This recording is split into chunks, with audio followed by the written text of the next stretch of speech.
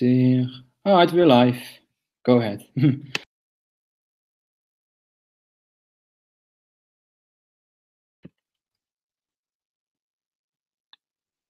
Quisper?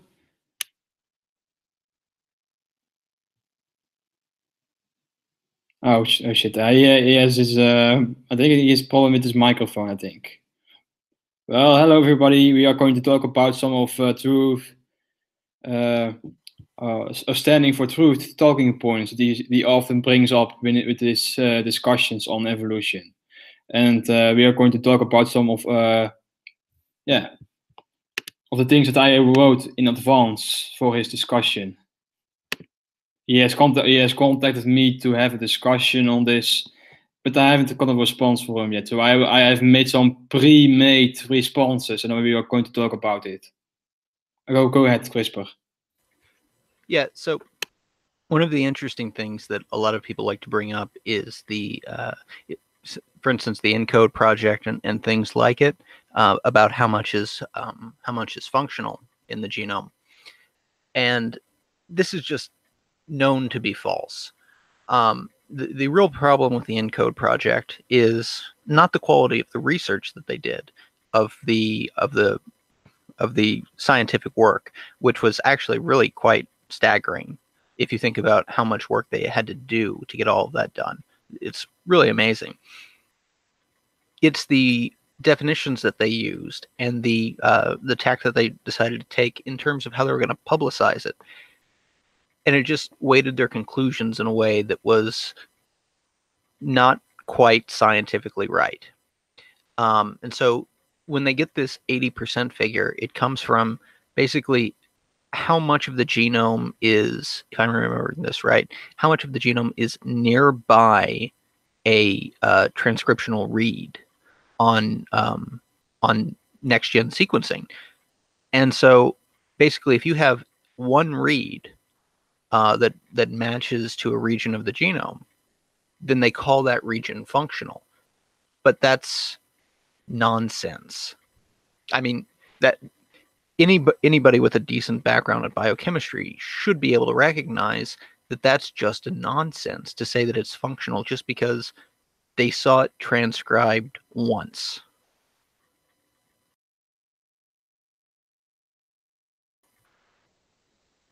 And this is made even worse by the fact that the origin of the concept of junk DNA, the term junk DNA had been around for longer than this, but it was really the original usage of it that's really popularly recognized was in an article by Ono in 1972. And in this, he talked about how even at that point they knew that very little of the genome could, on a theoretical basis, have any function. And this was for some fairly complicated reasons, but basically they were saying at the time that maybe 6% could be genes, which is not much. And this would include also the regulatory regions and things of that nature. So it is likely higher than that for various technical reasons, but not by much. So I think that the max, even on the loosest possible definition, giving the most allowances to what constitutes functionality, might be as much as 25%, but that would be extremely generous. Yeah, extreme. Yeah, that is the upper limit paper by I can pronounce his name. How's he called again? Damn it. Let's see here. Where is this paper? A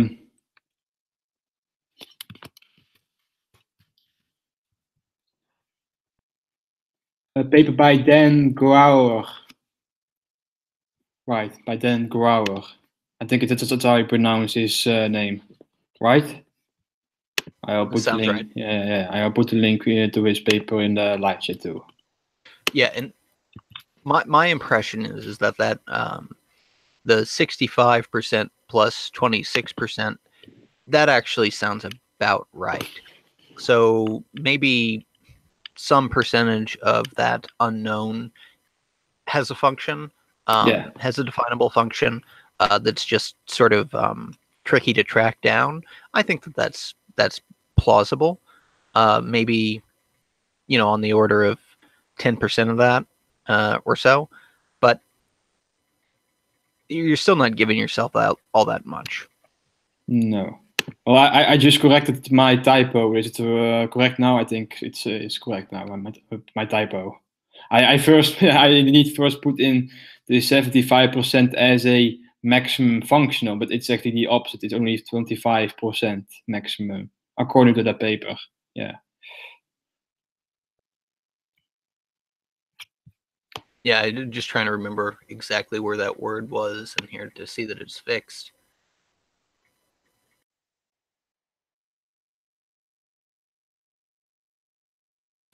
Oh, I should also say that I don't like you using non-functional junk. I think you could just say junk in quotes or just say non-functional, because, you know, really when they talk about, my impression is that the standard usage of junk DNA is very similar to the way the standard usage of like vestigial organ, right? It's not useless per se. It's just, it's not doing anything that's readily apparent as functional in the way we would expect it to be based on everything else we see in genomes. So in much the same way that a vestigial organ might have some function, but it's not the function you would expect from an organ of that type. Well, that's a bit vague, because by some sense of functionality, you can say that every nucleotide is functional because it links the neighboring nucleotides together. Yeah, that's exactly actually what Ono talked about when he originally popularized the term, was that these things were not non-functional. They just weren't functional as genes. Yeah, and that's why I gave also the definition of functional as the effect over whether it has any effect on the phenotype. Yeah, I think that's how I specifically defined functional, and I just used junk as a synonym of non-functional by that definition of functionality. Yeah, just to clarify. Well, so arguably, you could have things like spacer regions, where they are functional and have an effect on phenotype, but the only thing needed for them to perform that particular function is for them to be a particular length, and not even a specific length, but an approximate length, right? And so any random sequence of nucleotides within some certain range would perform the exact same function, and if you remove it, it will have a visible effect on phenotype, but it doesn't matter what it is, just so long as it's there. Yeah.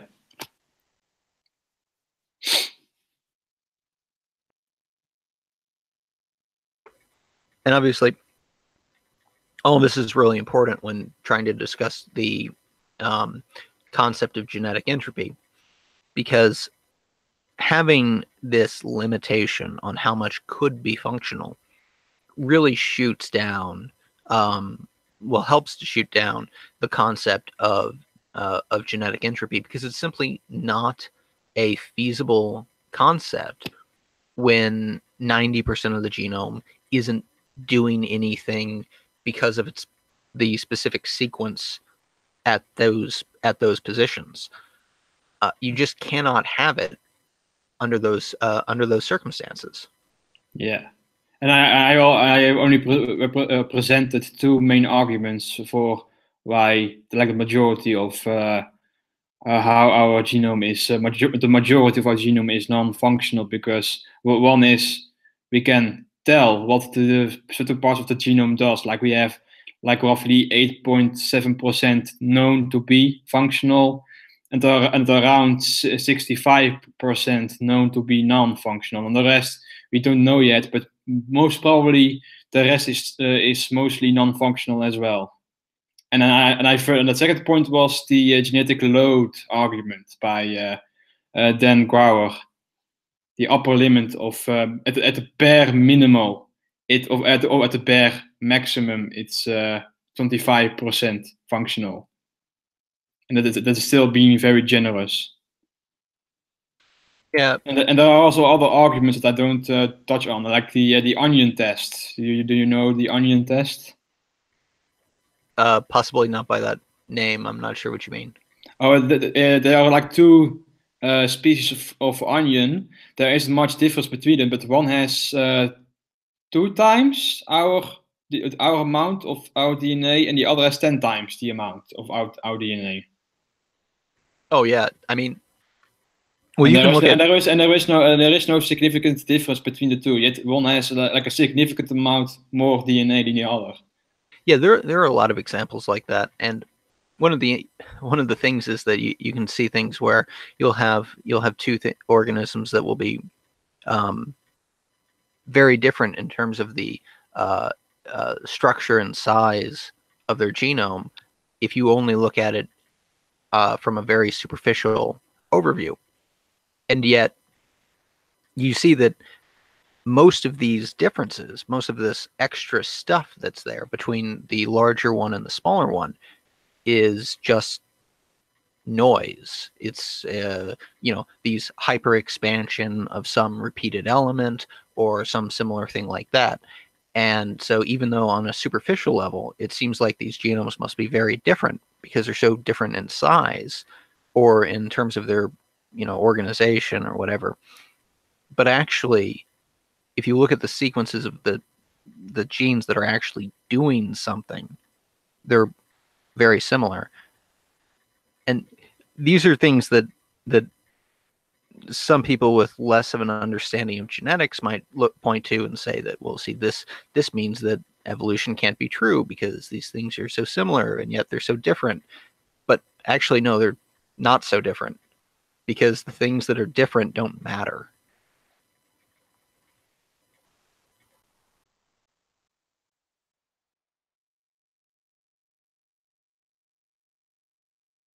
Yeah, that's pretty much it. So maybe there is another point that you want to talk about. For example, I gave the example of new genetic information like the G-coupled protein receptor superfamily. And I think it's a very beautiful example of how gene duplication can make new information, even though by standing for truth's definition, even though he doesn't specifically define his definition of new information, but whenever you give an example, he will just say, oh, but that thing is just a duplication or a mutation that acted upon something that was already there, which implies that his definition of new information requires something coming from nothing. I would actually strongly advise against the use of specific examples. Yeah. Because no matter what example you might come up with to show someone, ultimately what you're doing is you're giving them an example of something that you find to be convincing in the direction that they're asking for. But that's not helpful. You need to be able to give them something that they find convincing. And if they don't give you the information you need to do that, it's a fool's errand, right? Yeah. So this, obviously, I completely agree with you that that these receptors are a great example of exactly how protein level diversification happens and how you have neofunctionalization and everything else. But if you're a creationist, they're going to look at this and not be impressed at all, because first, they won't understand it. But second, because they're going to be convinced that they're right anyway. So no matter what they might be looking at, it doesn't matter, because it doesn't mean what you think it means. It can't. So you have to start by finding out what it is that they expect to see. Yeah. Well, And then once you know that, what? So go finish before Sorry, I jump so in. once you know what they expect to see, then you can either find an example that speaks to that specific thing that they expect to see, or much more likely, explain to them why what they expect to see is something you would actually not expect to see.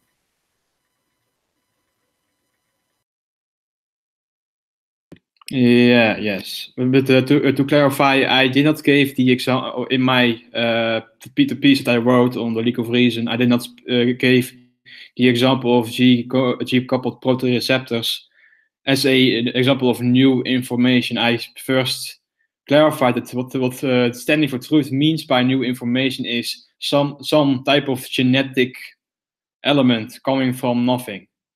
And I clarified that evolution doesn't require something coming from nothing, not even DNA. And it's more like a tinker. It tinkers with things that is already there. And that is the example I gave. It is an example of how new things are created from using the modifying the old. So it's not specifically giving an example of new information by the definition of standing for truth. It's more giving an example of bricolage. I think it's the term. Like, or maybe you don't are you not familiar with bricolage? The idea of bricolage, like that. No, I'm not sure that I am. I mentioned there was one scientist who gave the idea of bricolage, of biological bricolage. Basically, biology is less of an inventor and more of a it uses old bits of other systems and use or co-opts it for new functions more often. Like for example, snake venom proteins are duplicated versions of enzymes and such. Actually, the word that I know is kludge. Oh, kludge. Which I think has the exact same definition. Well, I will look up the scientist who came up with the idea of bricolage. Let me see here.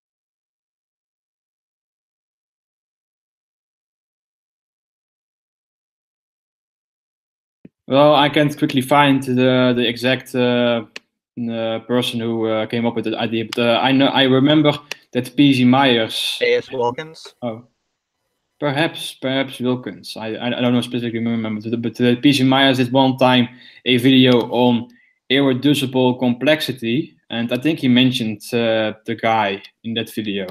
I will put the link in the live chat. So there.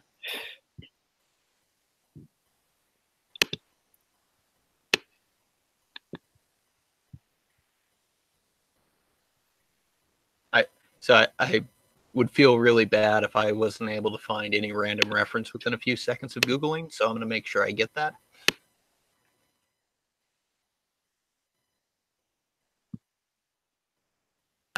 At this point, I think that I sort of, oh wow, I know that guy. I just saw a name in the list of references on this article. Oh, like you personally know that guy? Not who wrote this. One of the references. All right. It's always funny when that happens. Do you know him personally? Do you mean that? I know him professionally. Wow. A coincidence. It's a small world after all. Yeah, I think that it actually might have been Wilkins. It seems like that this article is the one that really that's really talking about it. I'm not seeing him citing back to anyone on his use of the term. So.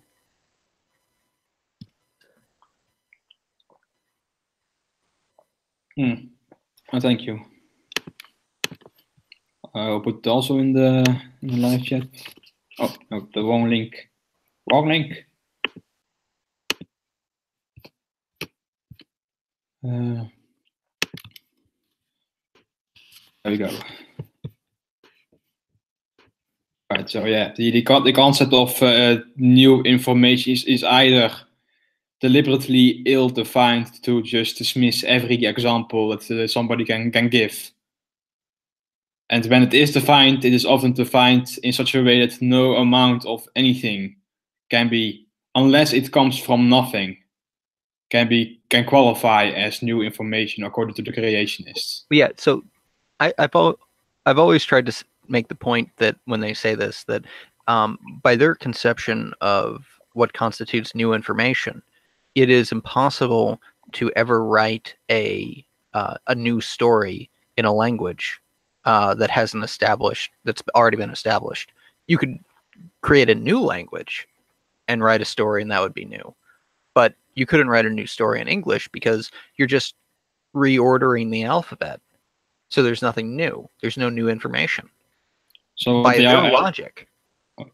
Yeah. So what they are, if I get the analogy, what they are asking is not like a new gene in already in when you already have a genome with a genetic code. So what they are asking is the origin of the genetic code itself, like the relationship between the codons and amino acids, like the Right. language, or the language of how the ribosomes read the genome. Well, I mean, the ribosomes don't read the genome. Yeah, I'm just using words in a different sense, just to make it simple. I know it's just chemical reactions. Yeah.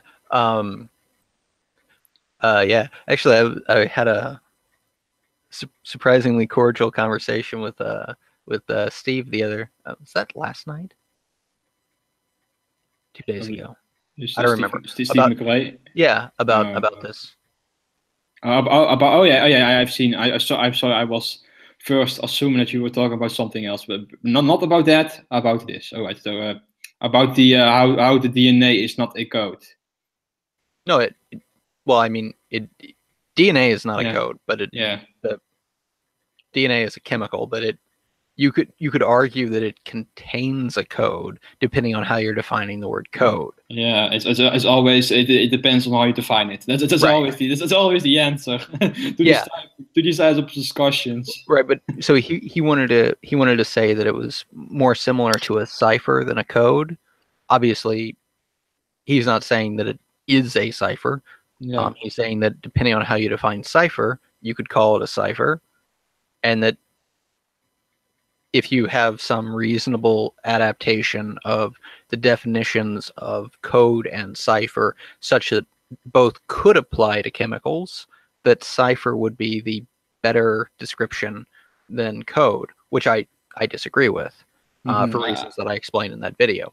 I'm not familiar with what the difference is between a cipher and a code, because I'm not really a programmer in language, programming language. But I think the only thing that is the closest thing to what counts as a code is the correlation between the codons and the amino acids. Like that's the only thing.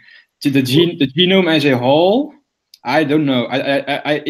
It implies saying the whole genome is like a blueprint or a code for the entire organism. It's like saying like, oh, if you have just a genome, you can extrapolate the entire organism from that. Like, oh, this section is for an arm, and this section is for a head, and this section is for a penis, or something like that. So, and I don't agree with that, because that's nonsense. It's an emergent feature. It emerges from interactions between cells, not just the genome on its own. Right, but yeah. So So I always assume that whenever you talk about the genetic code, that people are referring to essentially the process of translation.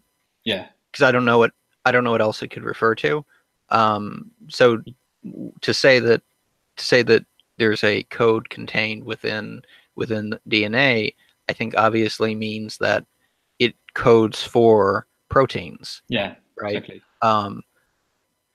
So the basic distinction between a code and a cipher is that, and again, you have to figure out what these words mean to make them applicable, but is that a cipher converts between sets of synonymous symbols, right? So you could, for instance, say that you have a cipher where look at your keyboard, right?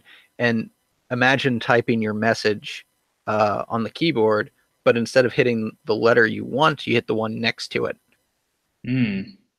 right? So that's a cipher, right? Oh yes, like a rule of thumb that shifts Yes. the information. All right, Right.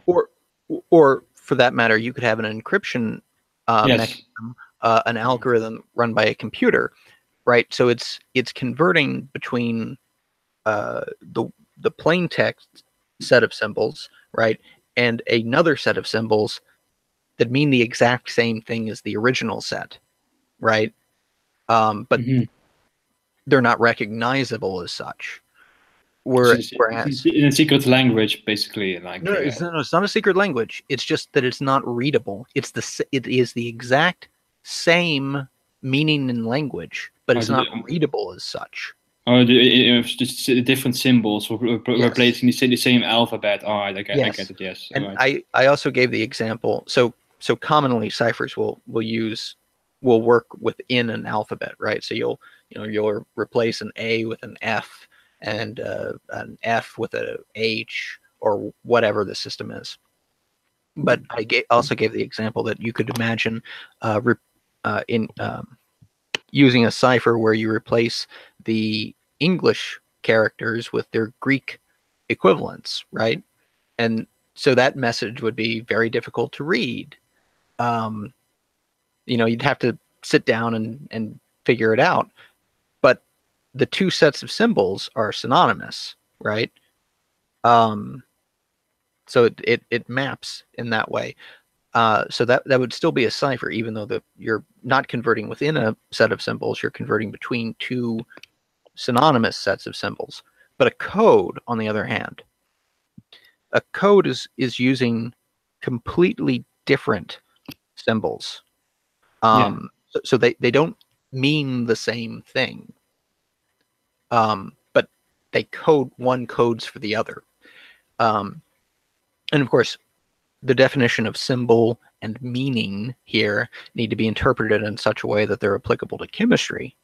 But you can do that, right? So the symbols would be the codons, right, and the amino acids. yeah. And the meaning would be the chemical interactions that those two things are capable of. And so it should be immediately recognizable that the meaning, the chemical interactions that a codon is capable of, is completely different from the chemical interactions that an amino acid is capable of. H2O is a code. And yeah, so let's not get into that bit. Yeah. Yeah, that was that was in the thread, and I think he misunderstood what I was asking for when he said that. Yeah. So, and so that's my position on it. I'm not saying that there's no definition of code, or no pair of definitions for code and cipher, such that both are applicable to chemistry, but cipher is more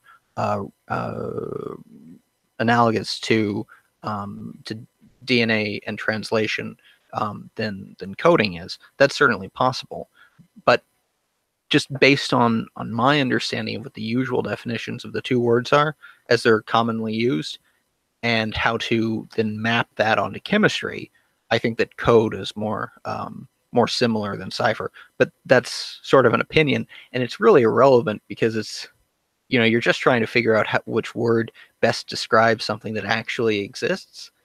And no matter what you pick, it doesn't change the nature of the thing that actually exists. Yeah. Exactly. I fully agree. I think it's these type of discussions, but like whether DNA is a code or like a code is a bit. Let me see. A bit. What's the word? Pointless. It doesn't go anywhere. Like if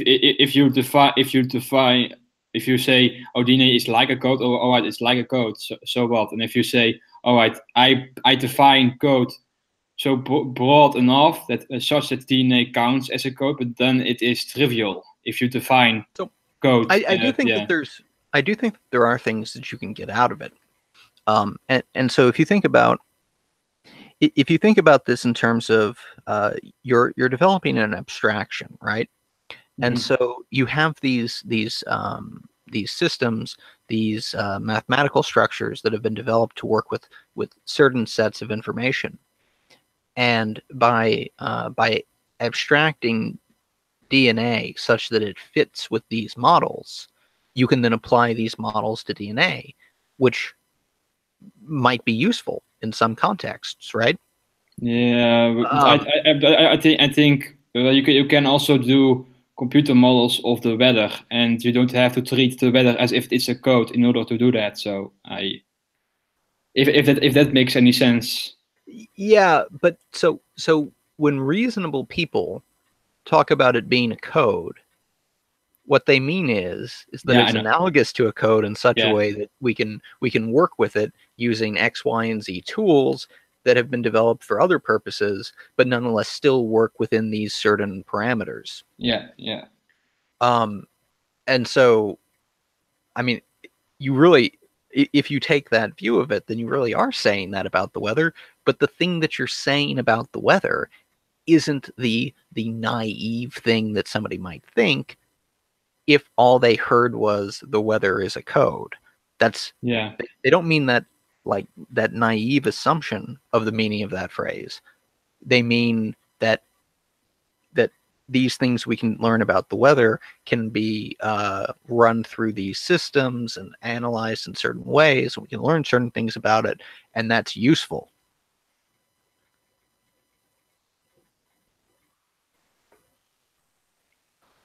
So anyway, one of the things, just to get back to the original topic of this, is, you see people like Sanford really abusing the work of some other more mainstream people.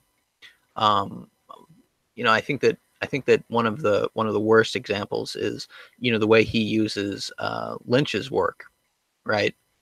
And so I also mentioned some of what Lynch wrote, and also cited one of his articles to see what. Lynch is really intentionally misunderstood by a lot of creationists and ID proponents, and the issue is that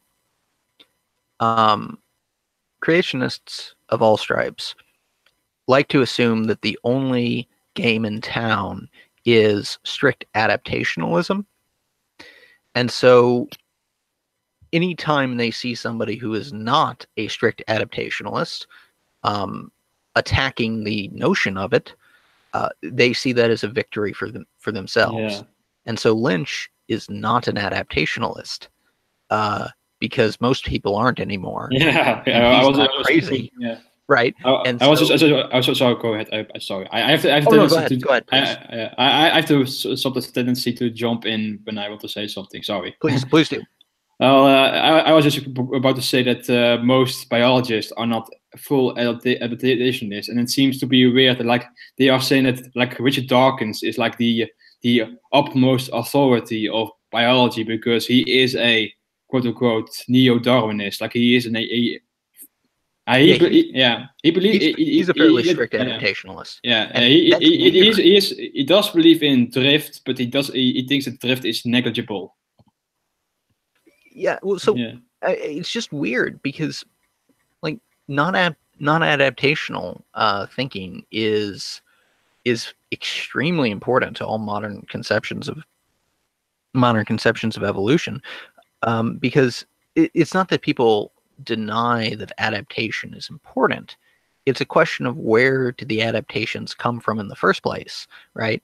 And the basic idea is that you have traits that are neither good nor bad within a given population, within a given environment, right? And so they're not being selected for or against. They're spreading throughout the population to fixation or extinction as drift might demand. But at the same time, these exact same traits may have an adaptational benefit in some other environment, some other circumstance. And so they're not being produced in the environment where they're beneficial, where they're adaptational.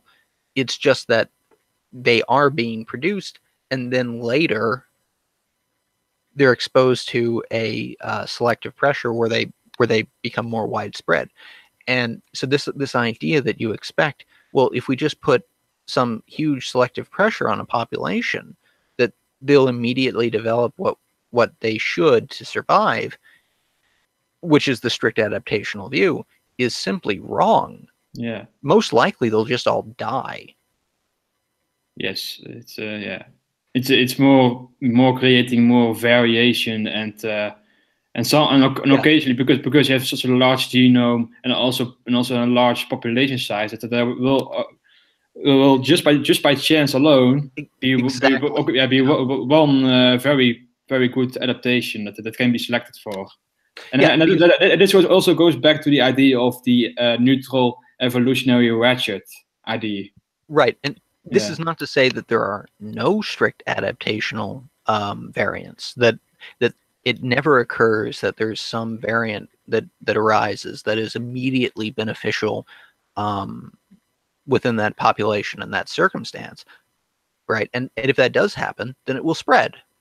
And that's true, but it's not the expectation, right? The expectation is that you're going to develop a huge number of variants that are not under selective pressure, because the variants that are under selective pressure are selected for or against, right? And so there's no time for it to spread. And so really the only way that you can get a large number of variants is to get it in these neutral variants that are only neutral, as all mutations are only harmful, neutral, or beneficial, right? They're only that within the context in question. Yeah. And so you have this context, some context A, where this mutation is neutral, but then the context changes. And that's a fundamental cornerstone of some of the non-adaptational thought. And it's also exactly the thing that people keep asking for. It's like, where's the new information, right? Why don't we see any of these beneficial mutations? Well, we see mutations that have effects on phenotype that don't mean anything to anybody right now, because who cares about them? Because it doesn't mean anything in that specific context. Bring it to some other context, it might be meaningful, but then of course it was already there, and so you're going to say that that doesn't count either. Yeah, like one example that I specifically remember is like you have this one tumor suppressor gene in the elephant that was duplicated, and the duplicated version was, at first it became a broken bit of pseudogene, but then it was resurrected and became a co-opted pseudogene for a different function, and now it basically activates it's an hyperactive tumor suppressor gene, such that it is very sensitive, such that any damage to any elephant cell, they will immediately die, and this prevents cancer from happening in elephants. It's very interesting, and I like that SciShow did a very good video on that elephant zombie gene. P53, isn't it? I think also a copy of P53. Yes, I think, but I'm not sure. Or maybe it interacts with P53. I think maybe that's it. I will I will pull up the link to SciShow's video in the live chat.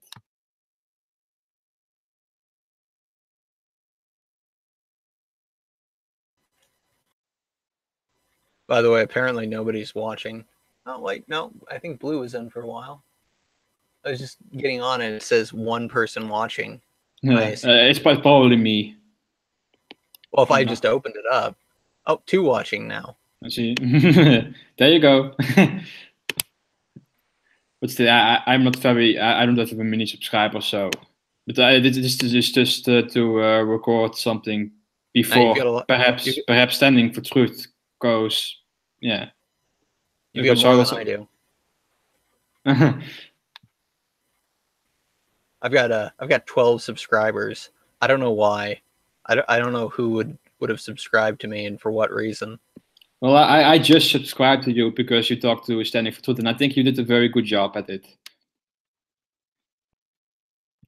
Yeah, well, I mean, I'm in conversations with people somewhat regularly, but I usually link to it on Hangouts. I don't, YouTube is.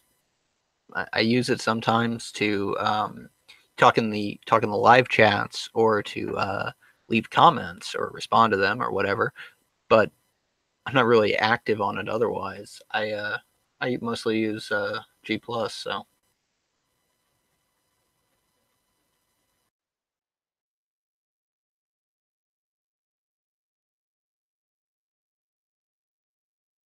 For instance, I just now learned that apparently Warning Good People left a comment on my channel. Did not know that. Happened 2 weeks ago. Just learning about it now.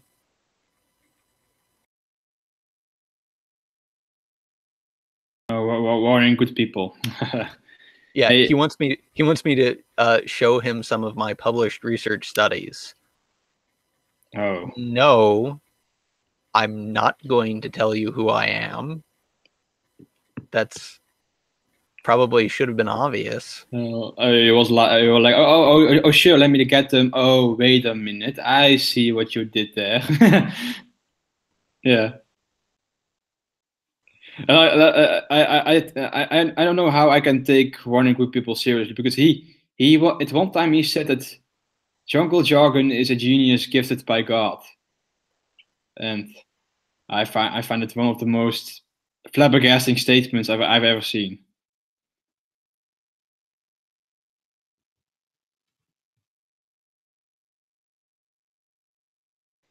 Yes, well, I don't know about gifted, but certainly special. Everyone is special. Especially jungle. So yeah, just I mean, I suppose if I've seen genius defined as exceptional intellect, right? And jungle certainly is the exception to the concept of intellect. So yeah.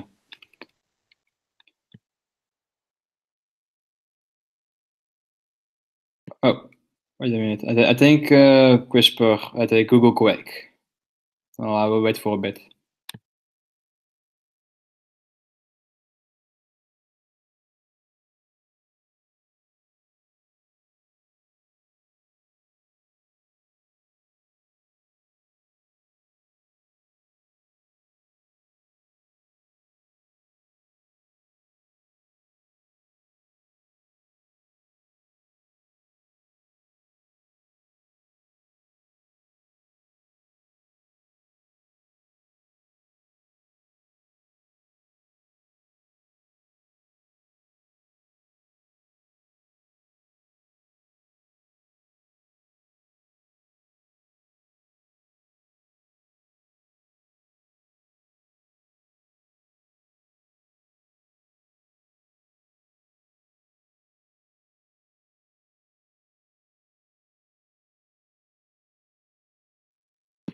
Yeah, I had the cameraman turned on.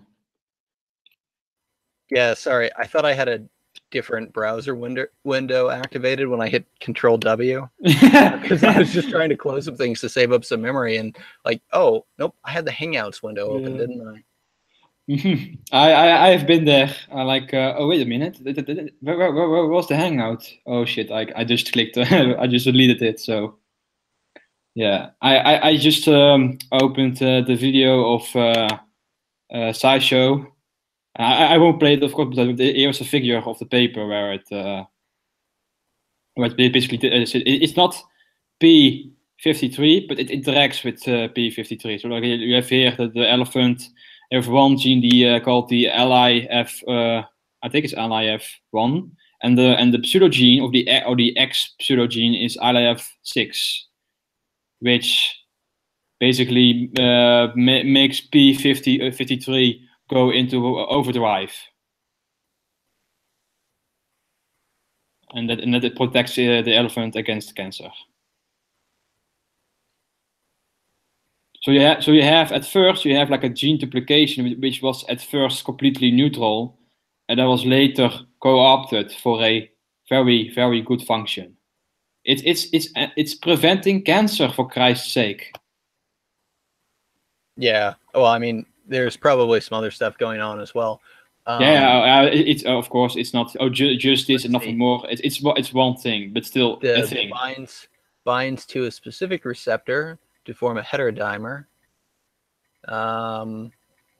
as do all things in that family of receptors.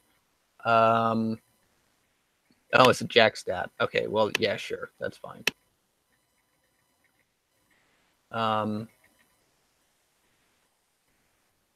Yeah, I don't know that much about it. Oh, wait. No, actually, I do know something about it. Okay, yeah, it's also known as IL-6.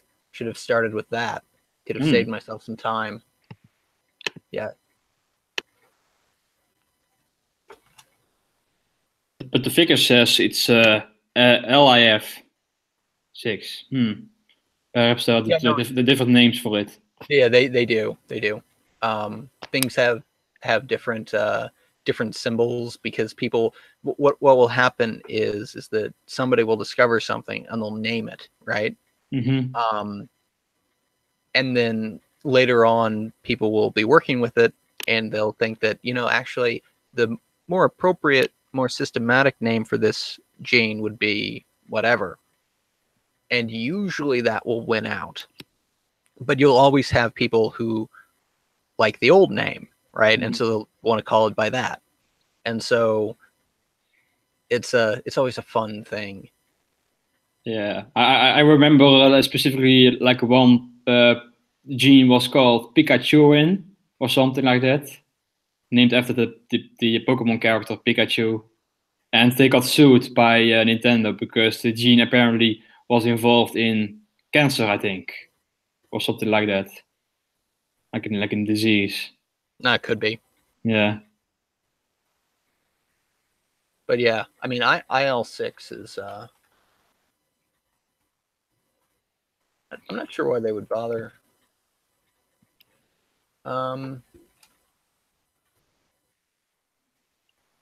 Like for like these specific times, I'm reminded by Ray Comfort, who complains about scientists using very hard words.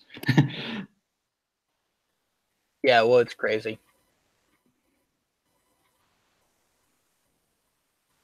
So if you want to talk about something more, maybe specifically about what I wrote, or do you want to talk about something else? Because it's getting very late for me. I don't want to make this hangout too long. Yeah. Probably. There's really nothing else that I've got. All right. Unless there's something specific you're thinking of. So.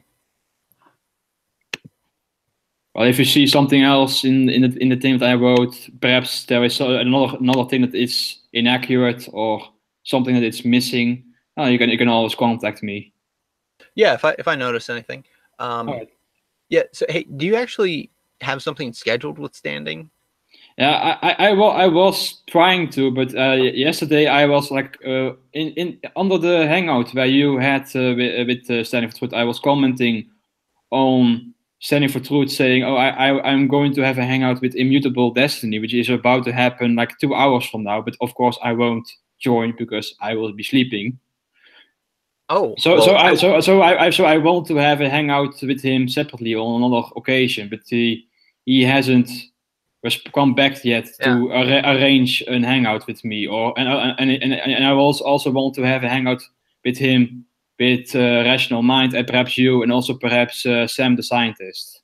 yeah. So typically, you know, for me, it's easier for me to do hangouts in the mornings on weekends, most of the time, and then evenings during the week. This is sort of an odd day where that's not true, um, but yeah.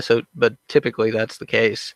So I've got so if you have something early tomorrow, I might be able to do it, but in the afternoon, I just can't. I've got other things. All right. Well, perhaps I hope that I will gonna get in touch with Standing for Truth. I added him in the our common chat. Yeah. So, but he hasn't responded yet. So as you can see. Yeah, you might want to try. Can you find him on G Plus? Because a lot of people. No. He does seem to respond quickly on YouTube, like in the comment section. At least yesterday, but I have made new comments like, hey, why won't you respond? And he hasn't responded yet since yesterday. But maybe he is busy preparing for his debate with Immutable Destiny. Maybe that's it. That's the only excuse I can think of for why he's not responding. Yeah, it could be. I mean, the thing is that people, you know, they have different media that they like to use, and so some people like Hangouts, some people only like email or YouTube or Twitter or Facebook or G Plus or whatever, and they don't check anything else. So if you're not, you know, and so if he happens to be checking his YouTube account for a little bit when you were contacting him initially, but that's not the one he usually uses, that might explain why you've missed him since. Well, he gave me his last response to me was like after I went to bed. He was like, "Oh, sure, we can have a hangout right now if you want." But it was after I went to bed, and I only, of course, I came out of my bed a few like 10 hours later or something. And I saw that he gave me his email address. Hey, out of curiosity, did you try searching just for Standing for Truth? Yeah. Find him? Yes, no, don't do that. Don't do that. Some interesting results. Yeah, I know. Don't do that. Don't do that. Yeah, this is almost as bad as the first time I tried to find Hogtie. No.